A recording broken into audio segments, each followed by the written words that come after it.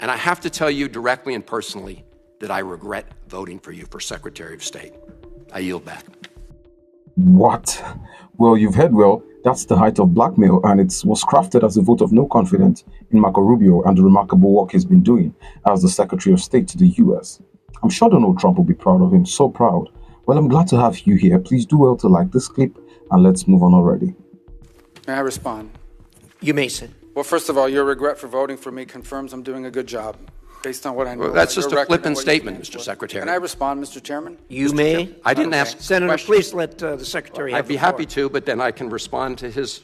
Your time's up, Senator, and willfully used, I might add. Well- your remarks do not represent the view of this committee. Well, Mr. Secretary, please. Well, I'd like to. I can't respond to everything he said because much of these are untrue, but I'll go through a few. First of all, I'm actually very proud of the work we've done with USAID. For example, I don't regret cutting $10 million for male circumcisions in Mozambique. I don't know how that makes us stronger and more prosperous as a nation. I raised don't regret Sudan, Mr. psychosocial support services. I for raised USAID. Sudan, Mr. Secretary. Can I respond, not Mr. Chairman, or do I? Senator, I'd ask you to suspend. You had 7 straight minutes of I chose to railing on- use my time that way, Mr. Chairman. That's my right to Please use my suspend time that way. Secretary Rubio. Well, I can go on. I mean, there's other things here. We spent $227,000 for Big Cat's YouTube channel from USAID.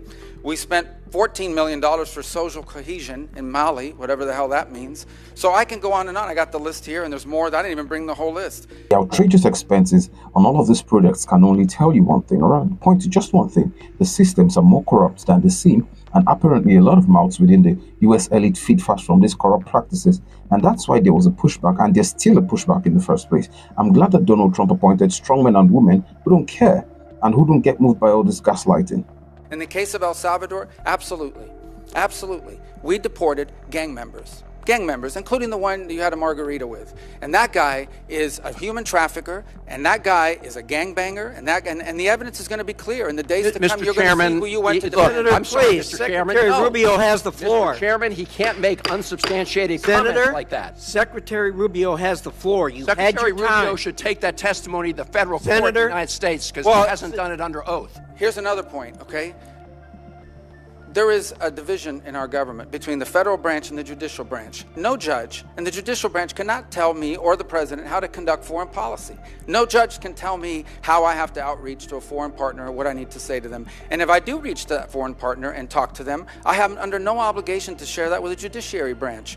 Just like a judge cannot order me to negotiate with a foreign minister of Russia, they cannot order me to negotiate with a foreign minister or the president of El Salvador. And if I did negotiate with them, which we have responded to them, and we've told them we've had communications with the president of El Salvador, I am under no obligation under our division of powers in this country and to share with the judicial branch how I conducted diplomacy of the United States. It would actually be counterproductive. If I started sharing with courts, or frankly, with the media, my conversations with foreign leaders and all of their details, no foreign leader would talk to me again, and we would break trust with them. Marco Rubio was surely too much for the whole Senate.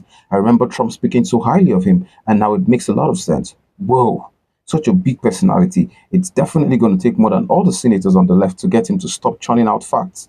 And Donald Trump must be really proud. I mean, this was one of those moments that every young person who stands for the truth and common sense, should really laud Marco Rubio for. So I have complied with every court order. What I won't comply with is an order to disclose what I'm saying and what we're talking about with a foreign leader, because then they won't talk to me. Diplomacy doesn't work that way. About the student visas, let me say this. I don't deport anybody, and I don't snatch anybody. The State Department does not have officers in the street snatching everybody. What I do is revoke visas, and it's very simple. A visa is not a right. It is a privilege. People apply for student visas to come into the United States and study.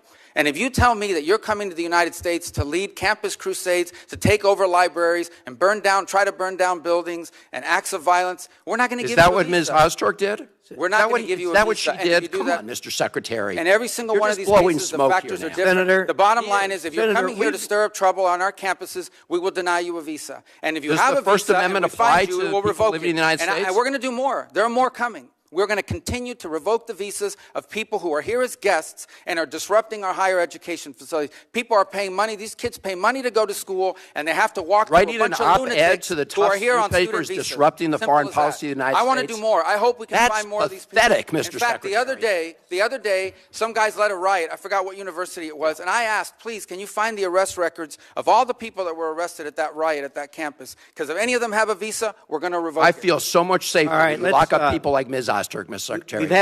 We've had enough time on the subject. Thank you very much. And we're going to move to Senator Lee. When an explanation is given so clear, it's obvious that anyone looking for faults would get put off.